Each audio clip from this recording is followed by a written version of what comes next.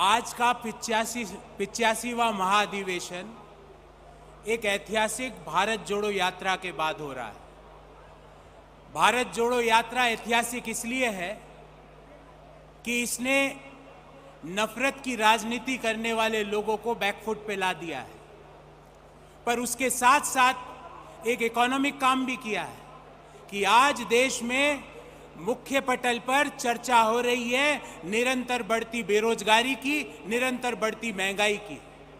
आज चर्चा देश में अमृतकाल की नहीं हो रही है और नहीं चाहिए हमें ऐसा अमृतकाल जहां पर देश में भुखमरी की रैंकिंग 121 देशों में 107वें नंबर पर हो।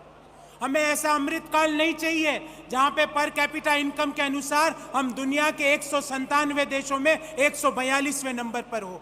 हमें ऐसा अमृतकाल नहीं चाहिए जहां पर 600 से ज्यादा हिंदुस्तान के लोग हिंदुस्तान छोड़ के दूसरे देशों में व्यापार सेट कर रहे हो। हमें ऐसा अमृतकाल नहीं चाहिए जहां पे देश में जेंडर गैप इंडेक्स 135वें नंबर पर हो। हमें ऐसा अमृतकाल भी नहीं चाहिए जहां पर दुनिया में सबसे ज्यादा गरीब आज कहीं है तो वो हिंदुस्तान में है, 23 करोड़ लोग गरीब हैं। दूसरी ओर यूपीए सरकार का 10 साल का काम वो है, और वो काम क्या था कि 27 करोड़ लोगों को गरीबी से बाहर लेकर आने का काम किया। हमने आर्थिक प्रस्ताव आज आप सबके सामने रखा, उसके 2-3 मुख्य बिंदुओं पे आपका ध्यान आकर्षित करना चाहूंगा। हमें ऐसा अमृतकाल नहीं चाहिए जो 45 साल की सबसे बुरी बेरोजगारी देश के युवाओं पर थोपता हो। हमें ऐसा अमृतकाल नहीं चाहिए जहां पे 60% हिंदुस्तान के काम करने वाले लोग रोजगार की तलाश ही नहीं कर रहे क्योंकि वो हताश हो चुके हैं सरकार की नीतियों से। और ये नोटबंदी से लेकर तालाबंदी का सफर हुआ, इस नोटबंदी से लेकर तालाबंदी के सफर ने सिर्फ एक ही काम कराया, एमएसएमई और छोटे उद्योगों पर ताले लगवा दिए।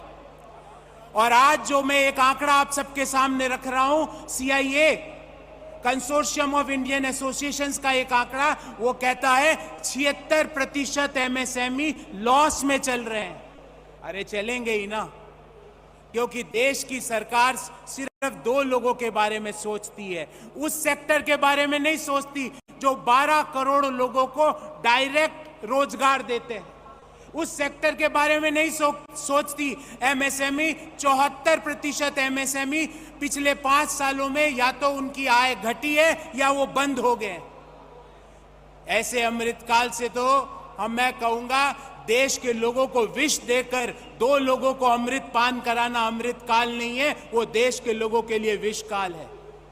इसलिए हमने हमारे आर्थिक प्रस्ताव में भी, आपने ध्यानपूर्वक पढ़ा होगा, हमने कई मुद्दों पे बात की। एक अहम मुद्दा आपके सामने रखना चाहता हूं। हम ये चाहते हैं कि देश में अर्थव्यवस्था में सिर्फ फोकस जीडीपी ग्रोथ पर ही ना हो, फोकस इस बात पर हो कि देश में नए रोजगार का सृजन कितना हुआ हो, देश में लोगों की जीवन स्तर में सुधार किस तरह हुआ हो, देश में लोग किस तरह खुशहाली और अपने सपनों को पूरा कर रहे हैं। हमने ये प्रस्ताव किया कि हम जो आर्थिक हमारा जो मॉडल है, जो 1991 का जो मॉडल डॉक्टर मनमोहन सिंह जी ने दिया, और उसके कारण देश में एक बड़ा तबका मिडिल क्लास आया। उस मिडिल क्लास को आज की सरकार की नीतियां लोअर इनकम ग्रुप में ट्रांसफर कर रही है और लोअर इनकम ग्रुप को पॉवर्टी में ट्रांसफर कर रही है। हमारे मॉडल में हम इंक्लूसिव डेवलपमेंट की बात करते हैं, ऐसे विकास की बात करते हैं जहां पे विकास यात्रा का फायदा हर व्यक्ति को मिले, सिर्फ 2 व्यक्तियों को नहीं। देश में अगर 10%, 8%, 6% विकास दर आती है तो सिर्फ 2 लोग आगे बढ़ते हैं। 600वें नंबर का आदमी दुनिया का दूसरे नंबर का रईस बन जाता है। अरे ये फॉर्मूला देश के युवाओं को भी दे दो मोदी जी, कि वो 600 नंबर वाला आदमी देश में दुनिया में दूसरे नंबर का रईस कैसे बन गया। देश के युवाओं को वो फॉर्मूला दे दो, एमएसएमईज को वो फॉर्मूला दे दो। बार बार मुझे अपनी बात संक्षिप्त में समाप्त करने का निर्देश मिल रहा है।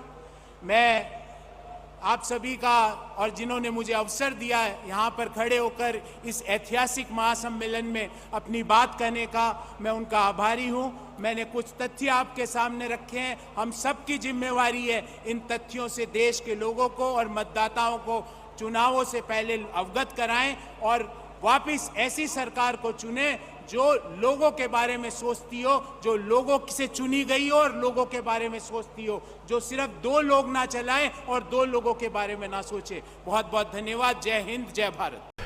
नमस्कार, मैं हूं मानक गुप्ता।